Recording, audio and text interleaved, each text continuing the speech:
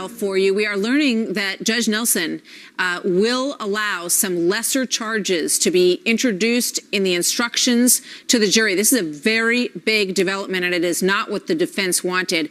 Phil Keating joins me live now from Sanford, Florida. Phil, what can you tell us about what just happened? Well, the state of Florida, the prosecution team, has abandoned having and included as a lesser offense the aggravated battery charge. What the state wants Judge Deborah Nelson to include in the jury instructions are, number one, second-degree murder, number two, felony third-degree murder, and number three, lesser charge called manslaughter. The defense doesn't want these lesser charges in there. They're still arguing over there, so it's not final yet as a ruling by Judge Deborah Nelson whether this will be just a consideration for the jurors of second-degree murder, lesser offenses, or just second-degree murder, that alone.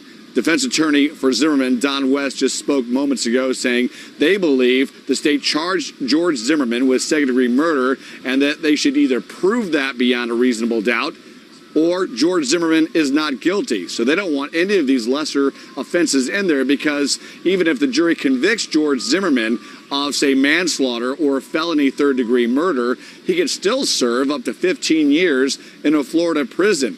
And so the position by the defense here is that it should be all or nothing. The state is qualifying why they think these lesser offenses are perhaps applicable in this case. And there are 3 points that must be met for the third-degree felony murder. Number one, that the individual, Trayvon Martin, is dead. Number two, that the person, the defendant, is in the courtroom charged with a crime, that is George Zimmerman. And the consequence of another felony is the third part. And Rich Monte with the prosecution team explained they're getting that in by using the term child abuse, because Trayvon Martin was under 18 years old on the night of February 26, 2012, when he was walking home from 7-Eleven, and George Zimmerman first spotted him as suspicious, followed him, called the police, and initiated what, of course, just minutes later ended up with one gunshot to the heart of the unarmed 17-year-old Trayvon Martin.